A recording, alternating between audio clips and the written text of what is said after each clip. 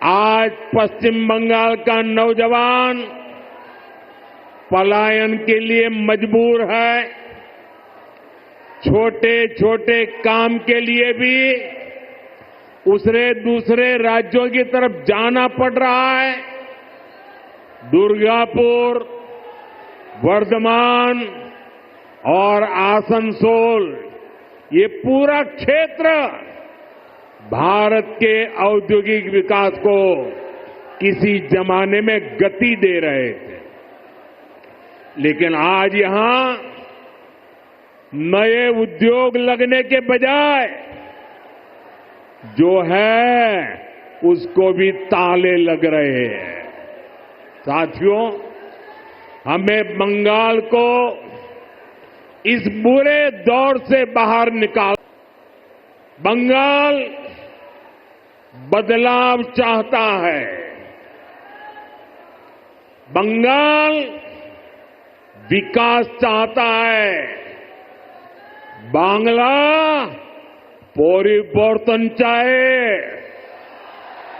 बांग्ला उन्नयन चाहे।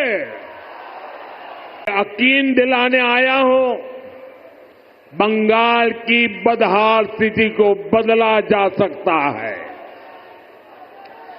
बीजेपी सरकार आने के बाद कुछ ही वर्षों में पश्चिम बंगाल देश के टॉप इंडस्ट्रियल राज्यों में से एक बन सकता है।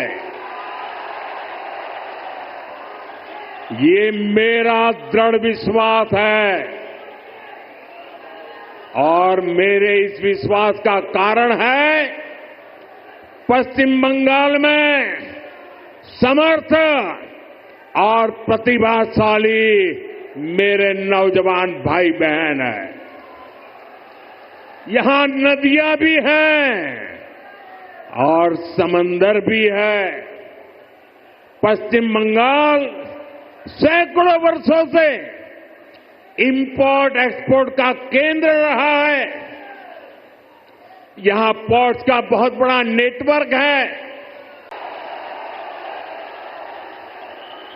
टीएमसी की सरकार जाएगी तभी असली परिवर्तन आएगा।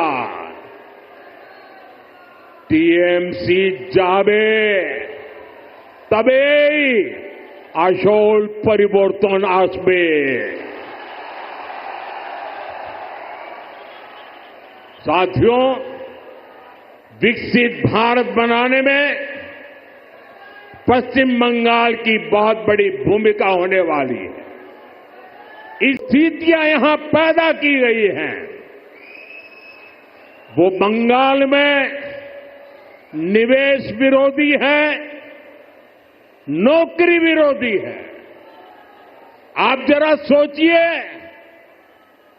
जहां मुर्शिदाबाद जैसे दंगे होते हो,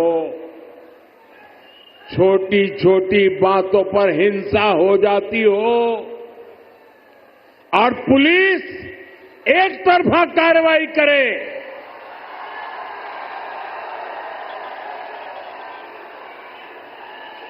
जहां न्याय की कोई उम्मीद ना हो, वहां कोई कैसे निवेश कर सकता है। यहां की राज्य सरकार लोगों की जान और उनकी दुकान की सुरक्षा नहीं कर सकती, तो निवेशकों को भी चिंता होती है। मैं जानता हूं कि पश्चिम बंगाल में जितनी संभावनाएं हैं, उनको देखते हुए दुनिया भर के निवेशक यहां पैसा लगाने आना चाहेंगे, लेकिन जब वो यहां सिंडिकेट राज देखते हैं, तो वे देखते हैं कि कैसे यहां उगाही होती है, बिजनेस करने वालों से पैसे मांगे जाते हैं, कैसे टीएमसी के लोग धमकाते हैं, तोड़फोड़ करने की, काम बंद करने की धमकियां देते हैं तो वो भी डरकर भाग जाते हैं। ये जो टीएमसी का गुंडा टैक्स है, ये बंगाल में निवेश को रोकता है। वे देखते हैं कि कैसे यहां उगाही होती है, बिजनेस करने वालों से पैसे मांगे जाते हैं, कैसे टीएमसी के लोग धमकाते हैं, तोड़फोड़ करने की, काम बंद करने की धमकियां देते हैं तो वो भी डरकर भाग जाते हैं। ये जो टीएमसी का गुंडा टैक्स है, ये बंगाल में निवेश को रोकता है। आज हर कोई कह रहा है टीएमसी हटाओ, बंगाल बचाओ। टीएमसी हटाओ, टीएमसी के शोराव, बांग्ला के बचाओ। साथियों, युवाओं की शिक्षा और कौशल के साथ जो कुछ यहां हो रहा है वो और ज्यादा चिंता बढ़ाने वाला है। प्राइमरी एजुकेशन हो या फिर हायर एजुकेशन, सबको बर्बाद किया जा रहा है। टीएमसी यहां के एजुकेशन सिस्टम पर करप्शन और क्राइम का डबल अटैक कर रही है। ये जो हजारों शिक्षक बेरोजगार हुए हैं, इसका कारण टीएमसी का भ्रष्टाचार है। इससे हजारों परिवार तो, उन पर तो संकट आया ही है।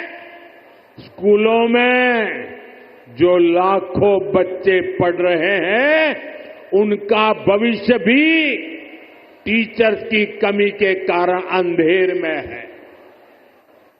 हालत ये है कि कोर्ट को भी कहना पड़ा कि ये सिस्टमैटिक फ्रॉड है। टीएमसी ने बंगाल के नौजवानों के वर्तमान और भविष्य दोनों को संकट में डाल दिया है। माटी मानुष की बात करने वाली पार्टी की सरकार में बेटियों के साथ जो अन्याय हो रहा है, वो पीड़ा भी देता है और आक्रोश से भर भी देता है।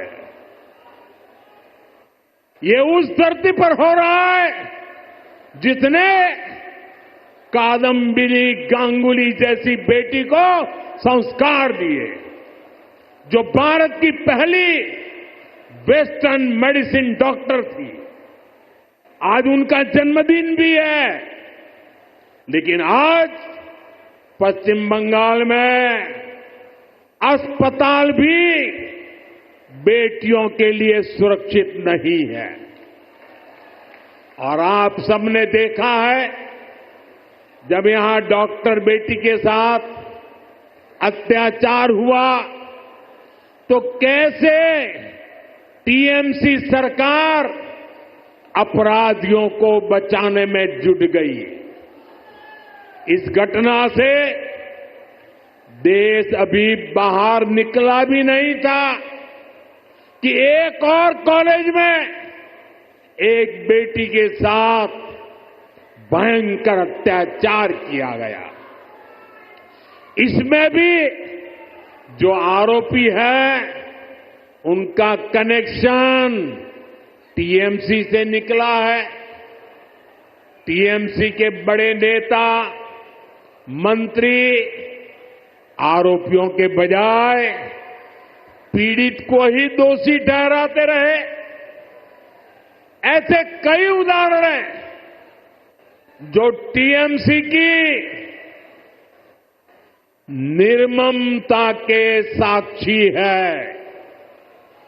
हमें मिलकर के बंगाल को इस निर्ममता से मुक्ति दिलानी है।